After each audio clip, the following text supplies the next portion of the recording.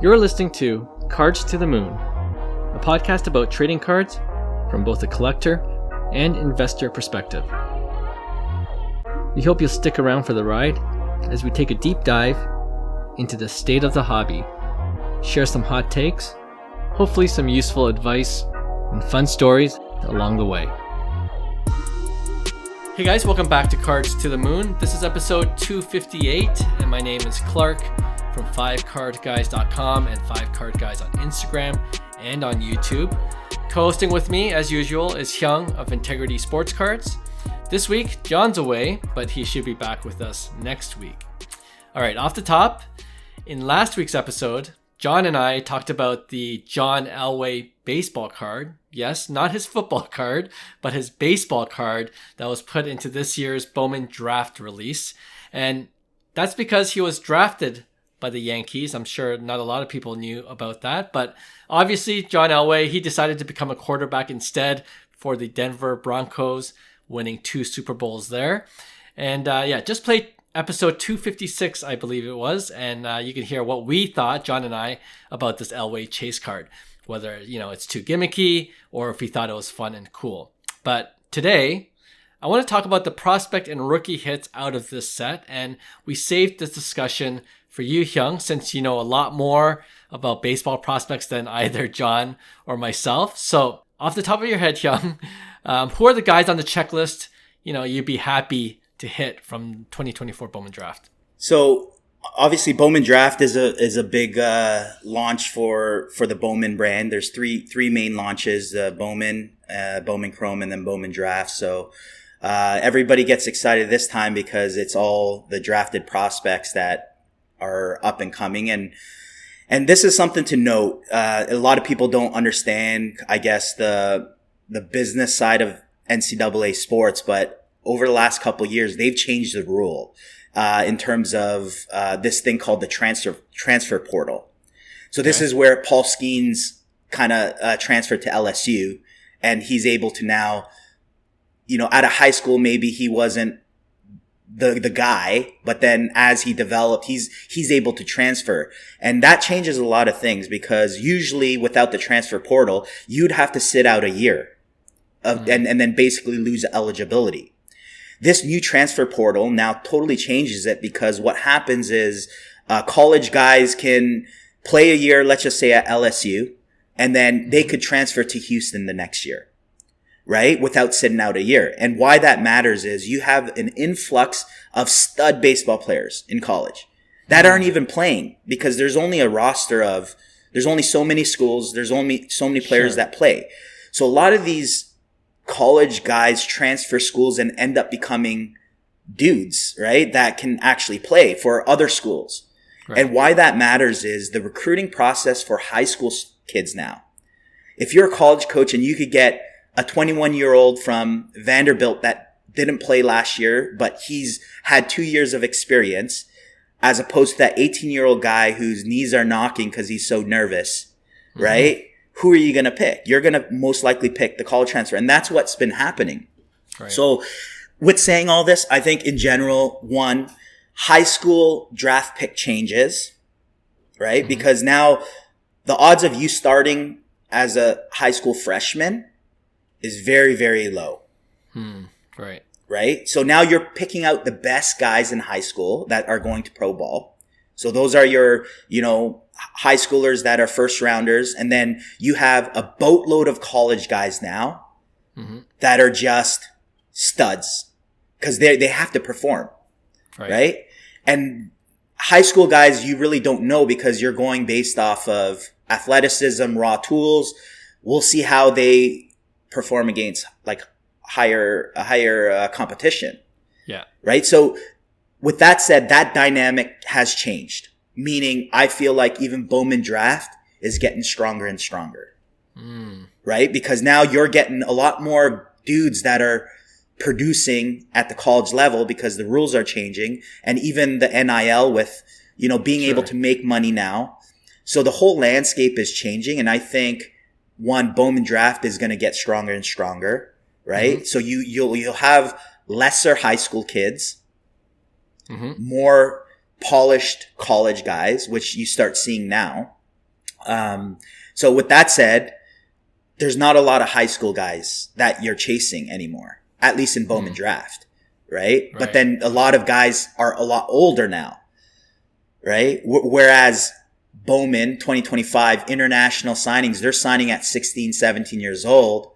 And then that really young prospect chase obviously comes out of that Bowman and Bowman Chrome release, right? Gotcha. So with that said, a lot more older guys, always older guys, but guys that may make the big leagues really quick.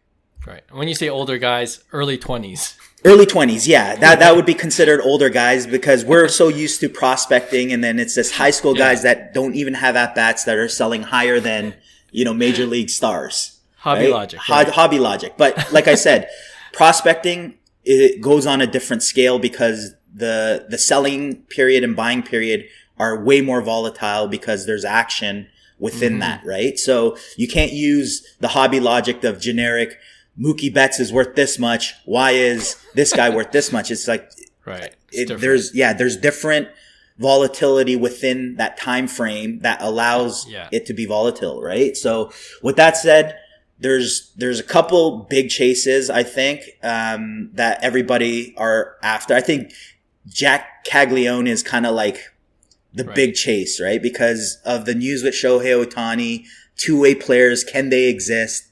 This guy comes up, massive, Ohtani type figure. Like even from a specimen, I call him specimen, not even body perspective because they're not of this world.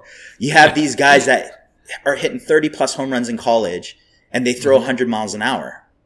Right.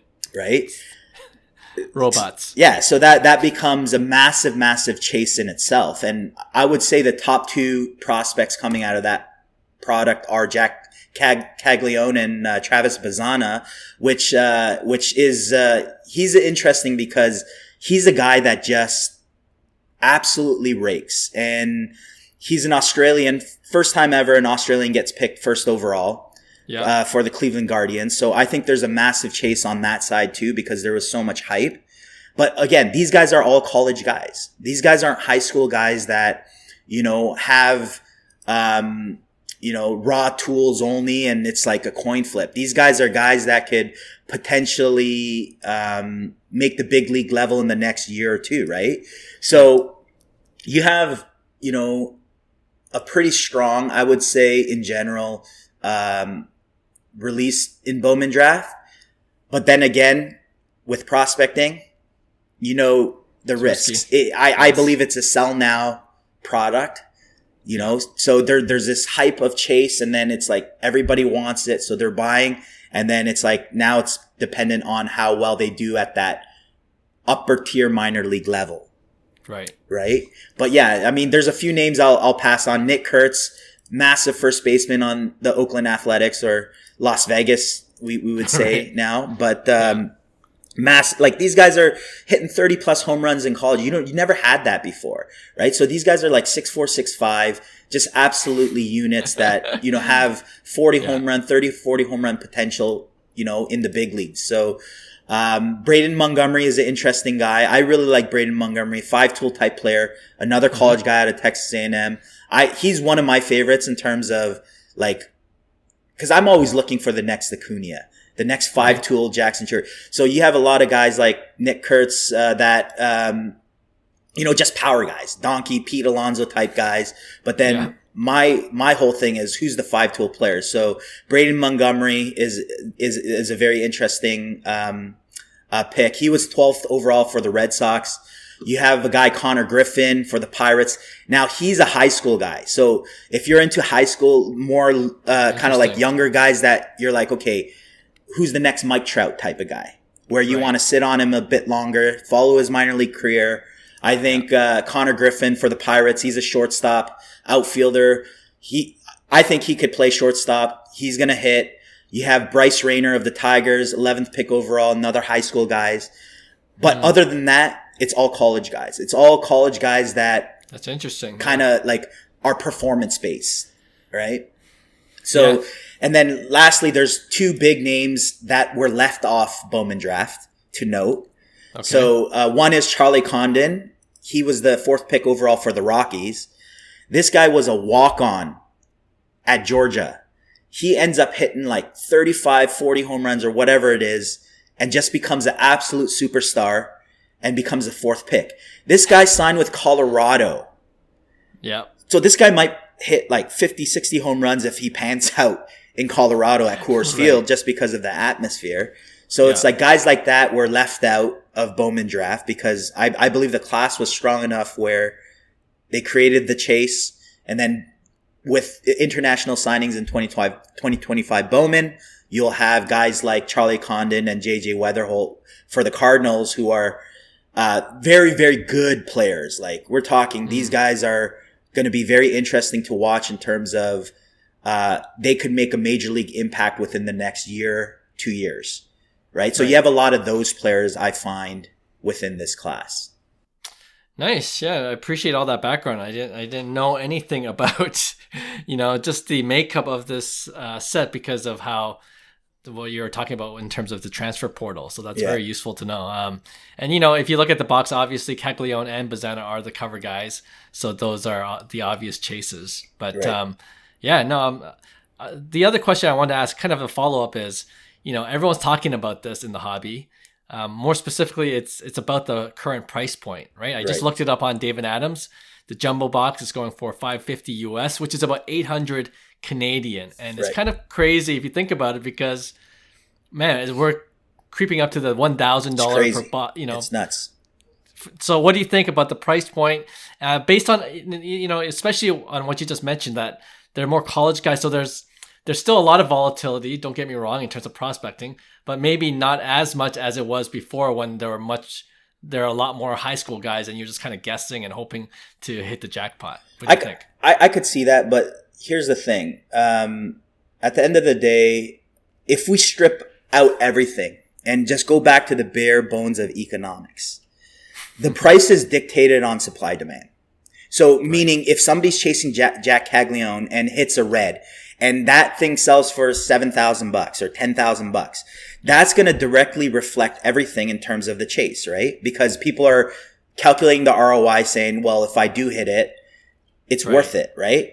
And then there's, like I said, if now none of those top prospects sell, and it has happened in the past where there's no chase. That's right. Then no one's going to rip. So it goes hand in hand, and us who are looking at it from outside in, we're just monitoring the prices without really taking into account what actually goes into it. Then you have to justify who's spending thousands of dollars on Jack Caglione. Well, if he's the next Shohei Ohtani, what are Shohei Ohtani's prices? And that behavior itself ends up creating that massive, massive supply demand, right? Which is exactly what Fanatics knows. They know how to create that chase because they're creating that supply demand at the end of the day. And box prices will dictate that supply, whether or not it's Fanatics. Because think, if Fanatics releases at half price, $400, what do you think is going to happen in terms of the secondary market? It's going to correct itself to wherever the demand is. So people are going to sell out at, buy at Fanatics at 400 and then resell it at whatever the demanded price is. So it's like, you can't really blame Fanatics. You can't blame anything. It's it's our human behavior. Blame ourselves that we're having this illusion that, a Jack Caglione card goes for that much. For me, it's like Caglione had not an outstanding minor league career so far. And he hasn't even really pitched. Yes, he throws 100, but we're very far from it. But it's the speculation game that we play that it's always about the potential, right? It's always about the potential. And that's all they need in the prospecting game. And 100% agree. And then the fundamentals become the minor league seasons. So you have a league that they should dominate. So price action should actually increase as their careers go. And then this is where the steep fall happens because you're trying to do that at the highest level now. And they kind of fit in more so than dominate. Right? But, and then with that said, this is why the bigger stars go for what they go for because they're doing it at the highest level. Yep. And, to your point, and we'll wrap it up after this in terms of our off the top segment, but I was looking at the price of 2021 Bowman Draft Jumbo, right? And, that was sky high when it first came out. And the cover guys, if you remember, are Henry Davis and Marcelo Mayer. Oh, yeah, right? That's right. So, I mean, they're not busts, but the shine has definitely worn off on those 100%. Guys, right? And every year they got to prove themselves even more before they essentially be forgotten or they're just kind of dropped. Absolutely. I think that as someone who is involved, that's a good way to kind of look at previous trends. And that's the best way to kind of get an idea. With that said, you got to keep in mind 2021 draft didn't have the transfer portal at the time. So these are things that we don't know. Maybe there is no change. Maybe it's the same trend in the next couple of years. I think, in my opinion, as the years go on, Bowman Draft is going to get stronger and stronger because now the draft game is changing because of the transfer portal. Yep. And I don't think I mentioned the price, but the 2024 Bowman Draft, obviously we mentioned that it's about $550, $600 US. You could get the 2021 Bowman Draft for about $400. That went down a lot because that was up near the price when it was hot. And I'll leave it at this. The reason why I don't mind Bowman Draft too is at the end of the day, you look at all three products of Bowman prospects. Bowman's the worst to rip because your hobby boxes are getting one auto. Yeah. Right. So it's like, and then I don't know. I'm not, maybe Jumbo is 3 autos, but it's so expensive. And then you have your Bowman Chrome, release, which has 2 autos in hobby, and then HTAs are 3. Yeah. And then Bowman Draft are 3 and 5. So Jumbos are 5 autos. So at least you get the extra 2 autos in that Jumbo box and it's always been that way where Bowman Draft will have the most autos in terms of what you're paying for in terms of getting an auto. Whereas if you're ripping a hobby box in a couple months of 2025 Bowman chasing, you're getting 1 auto. And now you're trying to hit crazy odds, right? Yeah, no, that's a good point. All right, I'm glad we reserved that discussion for you, Hyung. We wouldn't have gone this in depth if we did it last week without you. All right, let's go on to our next segment we call Hobby Headlines. All right, so if you're on social media, it seems there's a bunch of awesome hits posted as well as new chase cards announced over the past couple of weeks. So I wanted to highlight several of these cards and let's just discuss each one. And I want us to rate it, okay? Let's say on a scale of 1 to 10, how cool we think, these cards are, okay? So I want to start off with the MLB debut patch cards from 2024 Topps Chrome Update. The Paul Skeens debut patch card hasn't been pulled yet as of this recording, but the 2 Jacksons have. So the first one, Jackson Chourio's MLB debut patch 1 of 1, and then Jackson Holliday's debut patch 1 of 1 card. Both pulled 2 monster hits. I want you to tell me which one would you rather have first, and then which one would you be more excited about hitting? Well, I believe they're both redemptions, so we haven't seen the beauty of the card yet, or maybe there is a digital version or a picture of it. But one, I think they've done a phenomenal job with building a hype around these cards because obviously if you get Major League Baseball players involved, it creates a whole different ball game of supply demand because there's only one in the world. With that said, I'm a big believer in Jackson Chourio, especially like his prices, especially what he's done already as a 20-year-old in the big leagues, and I believe that, he's underpriced compared to Jackson Holliday because obviously Jackson Holliday came with an enormous hype and he has yet to, I guess, fulfill that. So there is that hope in Jackson Holliday where if he goes off, I mean, he's going to have a way higher ceiling than Jackson Chourio, but that's the thing. Do you believe that he will be able to be successful off Major League Baseball pitching? And the Baltimore Orioles have a ridiculous lineup. They just signed Tyler O'Neill, which is another right-handed stick. You have some serious firepower in that Baltimore lineup. So a young kid like Jackson Holliday might do really well with a lot of protection, and he would learn really quick, I think, within that Baltimore lineup. So there's a lot going with Jackson Holliday, even though he had a $180 in the big leagues last year. Chourio 2020. in his first year, right? So, and that was with a slow start. So for me, at one point he was batting 9-hole. So, you get Chourio to where he needs to be, and his prices basically aren't as strong. I'm going with Jackson Chourio just because I like his upside. I like his game. I like Milwaukee Brewers in general in terms of how they're building. But like I said, two massive cards. Both Jacksons are pulled, and I think they will fetch a premium in both cases for sure. 100% agree. If you were to rate them 1 to 10, what would you rate both these MLB debut patch cards? And not just based on the, within the MLB debut patch set, but just in overall in terms of the hobby, these cards. I gotta give it a 10, man. Like, I know it's ridiculous, but like I would give this Superfractor Bowman Chrome autos a 10 too. Like these are the ultimate shade. There are no better cards than these cards out there. I don't care what anybody says. Your Topps Chrome rookie Superfractors will not replace any of these cards. The most demanded cards will be one, the Bowman Chrome for Superfractor of each player, and then a close second right now would be the MLB debut patch, right? So for me, it's a 10. It's what drives the hobby at the highest level and the highest price point. You know what? You convinced me. I'm gonna go give it a 10 as well.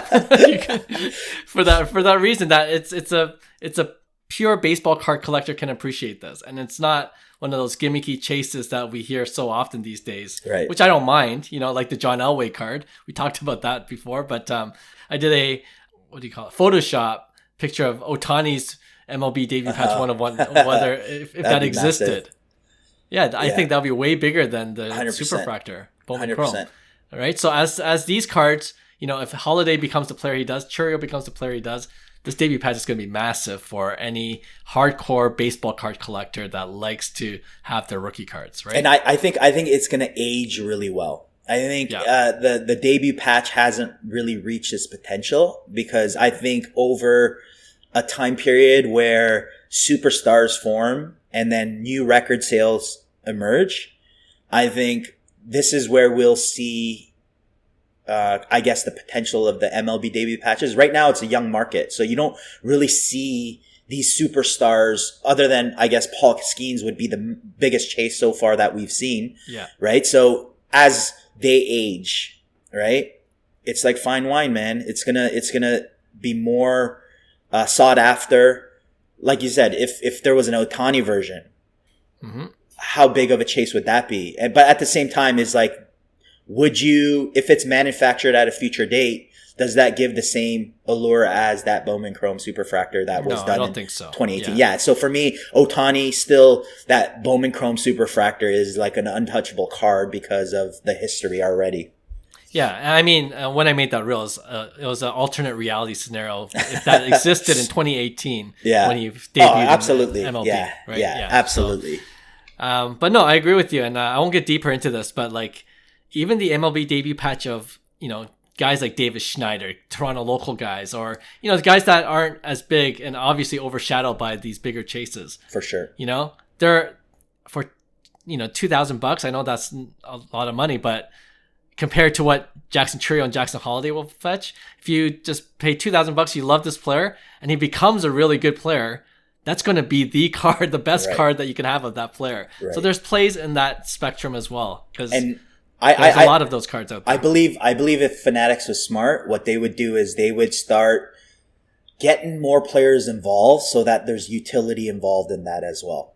Yeah. Because then think, if you have like David Schneider, for instance, it's not going to sell hot on this market, but there is a niche collective that would go after that because they're a Blue Jay fan. They've watched Schneider and they love, nobody knows who David Schneider is. We as hometown, Toronto people, we're like, he's a dude, right? Because at times he was a hero when we needed him to be, right? So, if you now create supply demand with those players involved, where you could do stuff like go on-field BP with David Schneider or whatever that's included in these debut patches. This is where I think the future of the hobby becomes a lot more, I guess, lucrative in terms of it's not just about exchanging money. And this is where we start talking about those experiences that, I think Fanatics is going to eventually go to, because if you think about their marketing tactics as well as their strengths in apparel, being able to put an MLB debut patch on somebody's jersey, that's so creative in terms of, now you have an on-game patch auto that previous Topps wasn't doing, right? So it's this is the evolution of creativity that Fanatics has the resources to do. That takes it to the next level. Totally. Yeah. Even as you're talking, you could say anyone that has an MLB debut patch, you can come out to the All-Star game. Amazing. Yeah. Exactly. Amazing. That in itself would be crazy.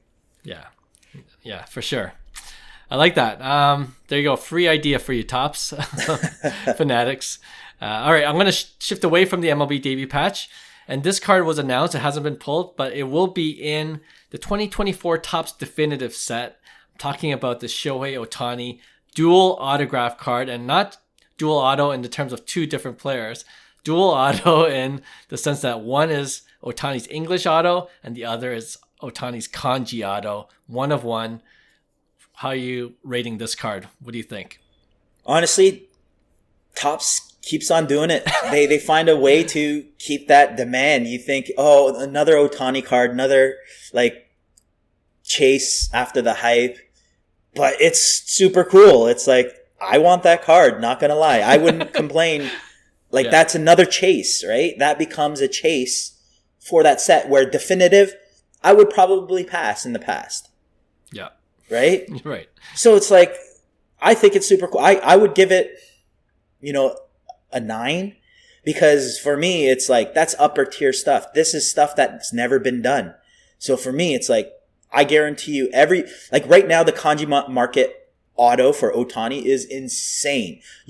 I don't know what it is with the baseball now, but you're talking 5 to 10 grand. I haven't looked at prices lately, but for baseball, because they're super rare, right? So Topps is milking the whole process of being able to capitalize, whether it's Topps Now, whether it's Moments, to now creating cooler products and chases, right? So at the end of the day, they did it again. It's like, I'm impressed with the result, because we didn't have this before. Yeah, no, it definitely seems like they have their ear to the ground, everyone's talking about how cool the kanji autos are in general, of as more Japanese players come into the league. For right? sure. And they're playing off of that. So that's kind of cool to see. I'm going to give it an 8 just because, and I kind of half joked in our sports card chat group saying that his English auto is the new one. So I'm going to dock it a mark. If it was Makes sense. If it was this rookie auto English, auto style, then it will get a 9. But no, it's a really cool card. And I love it that they kept it at 1 of 1, just make it rare. And then makes it even a bigger chase. All right, another 1 of 1. There was a $100,000 bounty from David Adams, and I'm not sure if it's still applicable because they issued the bounty when the site first came out, but it was recently pulled. It's a Lou Gehrig Retrofractor Superfractor. We talked about the Retrofractor Superfractor in general, what we thought of it. I'm wondering if you change your mind on those kind of cards at all. I do like that they're SSPs, super, super rare in general. It's not like a regular Bowman Chrome first kind of hit, right? Just in general, I think it's limited regardless to color autos. There's I don't know if there are bases, but I don't think so, but it's very limited. So for me, it's no autos for Lou Gehrig, obviously. Oh yeah, no auto. Sorry, just numbered colored. Parallels. Yes, yeah, colored. Parallels, yeah. Yes. So for me, Lou Gehrig sign. That's a whole different ball game, right? It was like that Mickey Mantle, the hat. Yeah. Oh, we pulled a Mickey Mantle auto. It's like, what? On a New Era hat? Shout out DC. That was good times. I know he's listening because he's a loyal listener. Check out the YouTube video. We filmed it, and we're just, we're in the moment, okay? But we caught ourselves. Yeah. But, Anyway. I would be happy if I pulled that card for sure. Yeah. But then, like I said, going back to artificial bounties, I'm happy as a collector if I pull that because it's not worth $100,000. No, it isn't. Right? So there's that side of things. But from a hobby perspective, I'm not I would say a 6, maybe. I think it's more gimmicky. I'd rather have original Lou Gehrig vintage card, where that's what you're chasing, right? Like, and that's the beauty of vintage, is it has its own space. We don't have to recreate that, because now the Bowman Chromes will eventually be somewhat vintage as the years go by, right? So it's like recreating that for the sake of creating buzz right now with artificial bounties doesn't necessarily, like, I guess, pique my interest, other than if I were to pull it, I'd be thrilled because I would have a bounty to cash out instead of selling that card for $5,000 or whatever. Yeah, no, I mean, not much more to say to that. It's your definition of what manufacturer scarcity is all about. And yeah, if you get it, you're selling it right away anyways. It's not, even for me, not for the PC if I had pulled it. So I'm giving it a 5. And I haven't changed my mind on Retrofractor Superfractor. I don't mind that they put it in the set for a chase, but it's not for me. Right. Okay, next card. Juan Soto. We haven't talked about Juan Soto yet. Crazy. This is our first episode we're recording since he signed that 15-year, $765 million contract, but that's not the only thing he signed. He also signed a Topps Now card, and there's a parallel card, number to 10, number to 5, and number 1, and a 1 of 1. But the number 1 of 5 will be inscribed "My First Mets Auto." So I want to talk about that card. Your thoughts on A, the signing, and B, this card? The signing is crazy. I think, like, obviously, Blue Jays obviously were used as another leverage, of course. Yeah. And I knew that. That's why I didn't even participate in the chat group when I was talking. I was like, guys, man, we're not going to get Soto. It doesn't make sense from the Blue Jays standpoint. I would not invest that much. I could build a whole good team with that budget. So it's like, 1, Soto didn't make sense in Toronto. 2, it's crazy because it's the largest sports contract in history. Like, not baseball. We're talking sports contract. And there was something that took all the big contracts in the NHL. It was like 5 contracts, and they barely equaled Juan Soto's contract, which is insane, just to give you perspective. Ridiculous. So with that being said, massive, massive contract. New York Mets, they're going to be very good. I mean, they're building with money, obviously. But the card itself, I think it's phenomenal. Like I said, these are real cards that I think will hold value, given that Soto becomes, the Hall of Fame trajectory that he has. Because you look back at the Topps Now brand and what the potential is, right? You look back at the Ohtani Topps Now that, Fanatics released. Those are all valuable because they hold significant value in terms of what it stands for and what it represents, as opposed to any manufactured, bounties that create a false illusion of true value, I would say. But I would think there would be a massive, massive demand for these cards because it's that moment where Soto signed the biggest sports contract in the whole world. So you look back, let's just say, you had whoever in, like, at the time, a Mickey Mantle, that he signed his contract, and you have that moment, with you. So for me, it's like, that's what we're talking about. That's what collectibles are all about, where it's real value of real moments, and that Topps Now brand kind of brings that possibility. Yeah. No, I really didn't even think about it from that sense in terms of, like, the angle of the biggest sports contract signed. Whether that can ever be broken, I'm sure over time it will be, because things just become inflated. And just inflation itself. So people will throw money, and, there'll be records broken. So in that sense, I guess for now, for the moment, and I guess it's appropriate for a Topps Now card to have something like this. It's cool. But, and then I was looking more on the side of, his first Mets auto card. Just last year in Topps Heritage, he signed my first Yankees auto card. I don't think, this is just my hunch, I don't think the Mets will be Juan Soto's last team either. I think there is an opt-out clause at some point, when he becomes 30-something, closer to mid-30s, there's a possibility that he might go to another team, depending on how his career is going at that point, 5-10 years down the line. So I think even that will lose its novelty. For sure. So it's cool for the moment.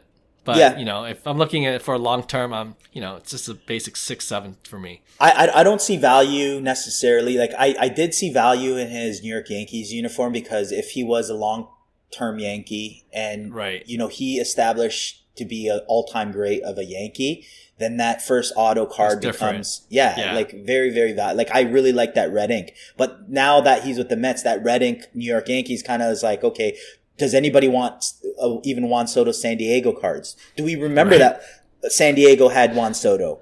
You know what I mean? So it's stuff like that, which it worked out super well for the Padres anyways. I think that was a phenomenal trade at the end of the day because the Padres are going to be really good now because of that trade. And they showed it last year. They're going to build off that. But going back to Soto and the Mets, I would rank it probably a 7 or 8. I just like the whole Topps Now brand and what they're doing with it because it becomes a chase. Because at the end of the day, it's not Ohtani. It's Juan Soto now. It's a massive contract. That was in the news. If I hit that auto, I'd be pumped. I'd be like, sure. You know what? This is a really cool card that I would want myself. And if the price was right, I would probably do well, selling it. So there's a lot of upside to the card. I think the collective agree with this point. Otherwise, there wouldn't be as much hype. But right now, like I said, the way marketing works is how many people are aware of Juan Soto's contract, right? It's the whole world. Yeah. The whole sports world knows about Juan Soto's contract, whether it's basketball, baseball. Every NBA player is like, holy crap, I should have played baseball, right? You know what I mean? So at the end of the day, that's marketing. Yeah, it's the attention, sure. right? Definitely. I'm beginning to see a lot of these memes and posts on Instagram saying, parents, get your kids into baseball. Right, and they show like the largest contracts, from Ohtani to Soto and, all these $100 million contracts being rolled out right now. And I will say this, because I'm involved in baseball development, guys, kids, it's not about the money. There's less than a 1% chance you even play college or professional baseball or whatever the number is. So take it for what it reality. Is. Yes. Good note of reality there. Okay. I got a bonus card for you before we go to our next section. It's kind of related to, making Topps Definitive set more wanted, I guess, with Shohei Ohtani dual auto chase. In 2024 Diamond Icons, which is, not for everyone, but you can get the Mariano Rivera 1/1 game used Logo Man card. They're making Logo Man cards a thing. What do you think about that? Logo Man's typically not as big as it is in the NBA, not as recognizable, not as wanted, but I guess they're trying to make it a thing for baseball cards. What do you think? Yeah, I'm not going to say I don't like it yet because I think it could have potential, but I feel like this generation is totally different. They don't see even Barry Bonds as something. Right. Which is insane. Like our age group, everybody who is, I would say 35 plus, they know that Barry Bonds was the man. Like it doesn't matter where you sit on the fence. You cannot deny he is one of the greatest of all times in terms of hitting. So like at the end of the day, this generation might not value that as much, right? So I don't know if there will be a demand for it until something relevant comes into play. Like Mariano Rivera, like I said, he's a Hall of Famer. He's one of the greatest closers of all time, and I guarantee you he'll get no love. Right? Yeah. So it's one of those things where marketing comes into play. Are they relevant? Whereas someone like Soto, he's in the news every day. He's doing bigger things. Ohtani's in the news every day. So this generation only sees that. True. So something It kind of reminds me of, I don't know why I was watching this. Maybe the YouTube algorithm was feeding it to me. I was watching a Joe Rogan podcast, and this was from a few years ago, but I think it was Jamie Foxx that was on it. And he's like, this generation, they know Michael Jordan as that crying meme face. Yes. So they ever see Jordan on the street, like, hey, do your crying face. And for us, it's like the greatest basketball player ever, So. Yeah, it's crazy. That's crazy. That's hilarious. But that's exactly where we are at. Yeah. Yeah. No, that's unfortunately true. All right. So anyway, monster cards. I love seeing all these pulls. It's kind of, it keeps the excitement within the hobby. And, I'm sure there'll be, I can't wait for the day that the Paul Skeens MLB debut batch gets pulled. That's going to be big news, even beyond sports cards, I believe. All right. Let's go on to our next segment. We call it Blind Rankings. All right. We've been having so much fun doing these blind rankings, so I thought I always get crushed here. Well, the last time I believe you and John did it, we did it with $10,000 cards, right? All these cards sold for $10,000 recently. I'm upping it to $25,000. Okay, nice. so all these cards recently sold for $25,000 in this month, in December alone. Wow. Okay, so first one I'm going to give you is 2023-24 Topps Mercury. We talked about Topps Mercury a lot with Victor Wembanyama. It's his Rookie of the Year dual autograph card with himself and CJ Stroud, red refractor, numbered to 5. Raw. I believe it's raw. Wow, 25 or encased. Yeah, 25 grand. Yeah, that's nuts. Give or take 1,000. I'm gonna put it at number 4 because I don't know about cross sports autos, dual autos. Like, I don't know if that's my thing necessarily, and I could see that going south too if one doesn't pan out. Not saying that one won't, because they're on the trajectory, obviously, but it's a dangerous game for that. Like, I rather a single auto than a dual auto. I'm going to put it 4 because it is still a massive card that people will still drool over. So I'm going to put it at a number 4. And you have to love basketball and football at the same time. So it's like, sure. I don't know if I'm that guy. Yeah. No, and I mean, to your point, it limits the number of people that will want this card. Right, the demographic, yeah. So there you go. Okay. I like that. Second, 2020 Topps Chrome Formula 1 Sapphire Edition, red, numbered to 5, of Max Verstappen. PSA 8. What year? 2020. 20, so his rookie year. Massive card. Massive card. Another red. I personally rather have a true color than the sapphire. Mm-hmm. I'm going to put it 5, man. Like, F1. Oh, okay. Yeah, F1 ended up not doing as planned. I think it's a different collectible space that didn't pan out the way I thought it would. So, for me, if I'm spending $25K, I'm probably going to go towards baseball, hoping that you're going to throw some baseball out here and maybe basketball. Okay. I like the strategy. Okay. All right. Card number 3. So you got 4 or 5. You got the top 3 spots open. The 1984-85 Star Michael Jordan rookie card, PSA 5. PSA 5, 25 grand, eh? Yeah. I would have to put this at a number 3. Oh, okay. Yeah. I'm going to put this at a number 3 because I think, one, the Star card is great, we've been on a serious uptrend with that card because of the hype. There's higher grades available, which also kind of doesn't float my boat at 25K. I'd rather have a higher grade and more potential of that higher grade than something that is a mid grade that doesn't have as much legs as a higher grade version of that. So for me, I'm going to put it at number 3. I do like that card better than the other previous 2, though. Okay. So you like your list so far. All right. I like my list so far. Hoping that I don't shoot myself in the foot here. Okay, I think you're doing well. Card number 4. 2020 National Treasures Blue, first off the line, LaMelo Ball rookie patch auto, numbered to 3, BGS 9. Okay. The card is right.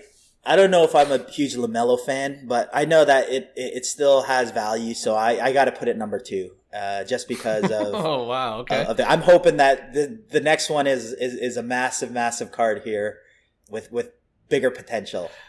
Okay. Well, here it is. The 2018 Bowman Chrome rookie autograph, blue refractor, BGS 9.5 of Shohei Ohtani. Perfect. You crushed it. You crushed this I blind think rankings. I think the list is good. I think I'm happy with that list. Dang, I was hoping that you just like put something near the top, and then I would get you with the Shohei Ohtani at the end. But you played me. I did that last time too, and it shot me in the foot because Right? we had to force. You learned. We had to force. Yeah. So no, that was good. That was overall that was fun. Yeah, no, that's well done. Well done. I couldn't get you that time. All right, let's finish off our episode with a regular weekly segment we call Pick One. All right, you usually start things off for us, so you have a couple in mind? Yeah, I'm gonna go kind of go back to, I guess, COVID hype. Now that prices have settled down on what was hot 3-4 years ago, to what prices are now, and it's two guys that were the hottest things in the hobby, which is Fernando Tatis Jr. and Ronald Acuna Jr. Yeah. Okay. Now that prices have settled, I would say they would be pretty close to the floor based on historical prices and their career trajectory. Obviously, people are going to bring out Tatis is not worth anything because let's put that aside because that conversation might not occur 10 years from now because Barry Bonds, who knows what's going to happen there. And you see the trend with Barry Bonds. His prices are going up. At least his Tiffany is, right? So at the end of the day, I think people will see past that as long as they perform to their standards. So on one side, you have the PED suspension with Tatis. And then on the other side, Acuna just undergone his second ACL surgery after his MVP year in 2023. He had a unfortunate event in 2024. He's had now 2 ACL surgeries in the last 3 years, wedged in with the MVP season, which is insane. Like it's like ACL tear, MVP, ACL tear. Right.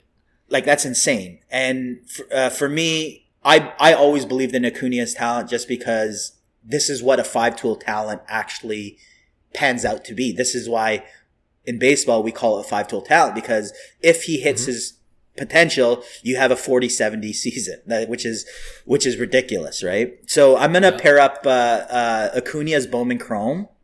In 2017, he had his Bowman Chrome auto, which I love because his auto can only be found in Bowman Chrome with a decent auto. Otherwise, it's a scribble after that.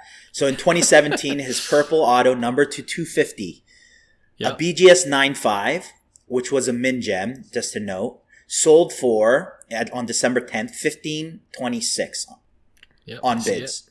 Right? Yep. So that's the card I'm picking. Would you rather spend $1,500 here December 12th, sitting December 12th, or we go to the 2016 Bowman Chrome first of Tatis Jr., a blue refractor, number 2, so this is true blue, number 2 150, a PSA 9 auto 10. Sold for $1,480. So we're at $1,500 for both. Yep. Off season, and something to note. Alex Anthopoulos noted that Acuna will not be ready for opening day in 2025. Did he say when he will be? I would imagine it would be shortly thereafter. Shortly after, yeah, he's on the same timeline as because Spencer Strider's the same way. Atlanta took some pretty bad falls. They're respected to return sometime. I would say in the early part of the MLB 2025 season. Okay. $1,500. What's the better investment? I think this is more what's your timeline in terms of, if you want to flip it more short term or more long term. And even then it's kind of hard because long term, I'm already leaning towards Acuna. But then there's always the injury concern, right? So, and then, we talked about the whole steroids thing, that Tatis was tangled up in. And I don't know how that's going to play out. That's the thing that's bothering me, I think it has impacted his prices. For sure. And I think I don't know how long that will last, and whether or not that will ever not impact the card prices for that reason. So what am I more worried about, that or Acuna's injury? Right. So that's kind of my how I'm trying to decide things. So that said, I am going to go with Acuna. Yeah. Interesting. Because I think Tatis, it's really anyone's guess, right, how what the perspective will be in the future. Right. With Acuna, if he has a healthy year, we've seen what he could do already. That's a big if, like if he has a complete year. But if he is healthy, even if he has one more healthy year, God forbid he can, he only has one more season left. But I'm hoping that, with the technology available, with his, physiotherapist, and that he'll just be more attuned to his body. He'll be the next, he'll be like Bryce Harper. He'd get, okay, maybe I shouldn't go all out on this play, kind of be more wise about what he does on the field. I think there's more potential for Acuna's cards to go up, especially if he stays healthy. So I'm going with Acuna in this case. Interesting. So something to note about Acuna, think about this. He signed an 8-year, $100 million deal before. Wow, what a steal. So do you believe in early long-term contracts? There you go. Like that is the absolute, and with the Juan Soto deal, it just kind of opens eyes to like, man, what did Acuna miss out on? Or if he stays healthy, how does because he would be available, I think, after 2028 season. What does that look like? You know what I mean? Short-term, massive contract based on Soto's contract. So there's that potential. But I just remembered that Acuna had the 8-year, $100 million deal. And based on, even with his 2 injuries, that is totally worth the $100 million that he's performed. He has a World Series ring that he didn't even participate in.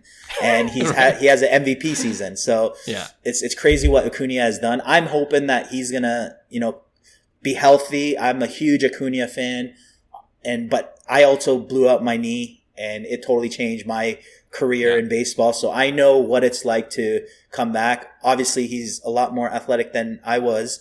But with that said, the Tatis, what interests me is, one, True Blue, it has the guts to do well. And I'm curious to see. I think Tatis is gonna go off this year with the Padres team. If he stays healthy, obviously is the main concern. I think he's gonna go back to his regular 280, 290, 35 to 40 home runs, 100 plus RBIs this season, 100 plus runs scored. It's gonna be kind of like a big season for him. And I think, and with that said, I don't know if this is accurate. A gold Tatis just sold for $6,800 on bids. So to me, it was a surprising sale because his prices were so low. But obviously, True Gold is a massive card, but $6,800 is a strong sale. I don't know whether that's true or not. It was on bids, multiple bids. Some say it's shilled. Who knows? But that's a good sign regardless. True Blue, if he goes off, I think there's a good potential to now, potentially sell. Whereas the Acuna, a purple refractor, not as desired. That kind of makes it less desirable. Plus a min gem. I don't know. Back in the days when we were collecting, min gems were a big thing in terms of, oh, that's a PSA 9. Like we would be like, oh, I would crack a PSA 9, try BGS 9.5. I could get a min gem. And sometimes it would be a true gem, a PSA 9. So for me, it's like apples to apples if you're talking about a BGS min gem to a PSA 9, because the potential to cross over would be there. Who knows these days though? You could get a PSA 7, you could get a BGS 9, who knows? But that's how I always perceived it. So I'm going to go Tatis on this. I like the True Blue. I think Tatis is going to have a massive season. I don't know how Acuna is going to react to his second ACL surgery, as well as he's not going to be available in spring training. That's when the hype usually kind of gets going. So if Tatis could start hot, his prices may jump. It might be a good time to sell then. Yeah, no, I could see that reasoning for sure. But a lot of factors either way. A lot of factors. That's what makes it a good one. All right. Okay, let's end off with mine. We did the blind rankings, the $25,000 version. So I want to bring it back down, more accessible to the regular collector like us, right? So this is in the $900 range, okay? Basketball, we'll change it up. We'll change sports up a bit. The Stephen Curry 2009-2010 Bowman rookie card, the blue parallel, I had that numbered to 1948. The PSA 7 sold for about $900, $911 to be exact. I'm going to pair that with, and the pop count for, I guess it doesn't matter for PSA 7, but it is a numbered card to 1948. I'm going to pair that with the Luka Doncic Silver Prism PSA 10 that's come all the way down to $930. Okay? I bought it for just over $2,000, just to remind people, and I sold it for $1,200. So okay, I'm like, all right, I'm glad I sold it when I did, because it's down to $930, pop count over 2,000. We always said that the floor with that card would be $1,000. That's what we said. Remember, if Luka Silver popped 2,000, as long as Luka does whatever he does, I think that $1,000 is that floor. Going down to 900 is pretty cheap, but it kills me that the pop count is that high, because the print run is obviously that much, right? So the right answer is definitely Steph Curry. What concerns about the Steph Curry card is that, one, it is a PSA 7. It is paper. I've had that card. It's not, I would say, his most desirable card, even though it's numbered, right? But it is liquid, which is a plus, but it is a PSA 7. So those are the factors that I'm kind of, whereas the Luka Doncic is a PSA 10, super liquid. If prices are right, you could kind of let that go. Whereas that PSA 7, I don't know how volatile that would be. With that said, I'm still going with the Steph Curry, because that Luka Silver Prism is too high. Like a PSA 10 should not be in the 2,000 range. It kind of takes out the allure of the Silver Prism, which I hope that would be the true refractor back in the Topps Chrome days where everybody wanted. But that Silver Prism now is just like, it's too many, right? Whereas, if it's a 2012, 2013 Silver Prism, great. Now you're super low pop count, super desirable. I don't think it's the same card in the 2018 set, so I got to go with the Bowman Steph Curry blue. Yep, it's going to be a Steph Curry Bowman sweep. I was looking at the PSA 8 of that card, and what I like to do is like see what the gap is, because if it's a significant gap, there'll be people that don't want to pay that much just for a bump up to a PSA 8. So a PSA 7 is 911, PSA 8 goes about 1,500. Wow, so what a jump! Yeah. I think that's significant. So I think, there will be people that want a Steph Curry card, and this is a numbered card. It's accessible. So I think in that sense that there will always be a buyer for some rookie Steph Curry card for under $1,000. Do you think the PSA 7, or do you know if the PSA 7 is the median grade, where it's the most in terms of population? It is the most, 138. Okay. PSA 8 is 111. It's the second. Oh, so it's the same. So you're relatively same. I think, you could see that PSA 7 as a little underpriced or overpriced on the PSA 8, depending on the market. So I think there's room to definitely grow. So that's definitely a good point. Yeah, no, and so that's why, and like with these kind of cards, PSA 9 and PSA 10, it just grows exponentially, right? PSA 9's 3,600, PSA 10's 15,000, right? For a pop of 17. And I'm biased. I used to own the Luka Doncic card, so it gives me bad memories. You're not rebuying that, right? It's one of those things where we did talk about that 1,000 being a threshold, but once you cross it, you're like, maybe 500 will be a good number. Can it go down to 500? I'll buy it at 500. And then when it does, we're like, maybe 300 will be a good. I'll buy it for 300. That's nothing. I think I would be a buyer at 500. Okay. Well, you know what? I'm gonna keep your word to that. When it gets, if it ever hits 500, I'm like, did you buy it yet? so we'll see. All right. Thanks for tuning in to another episode of Cars to the Moon. We appreciate you guys. And yeah, we'll have a brand new episode for you guys next week. Talk to you then. Bye. Hey, thanks for listening to Cards to the Moon. We'd really appreciate you subscribing to our podcast wherever you listen to your podcasts. And you can also connect with each of us on Instagram at 5cardguys, or you can follow Hyung at Integrity Sports Cards, or John at TradeU at Recess. You can also check us out at 5cardguys.com. Thanks again, and hope to connect soon.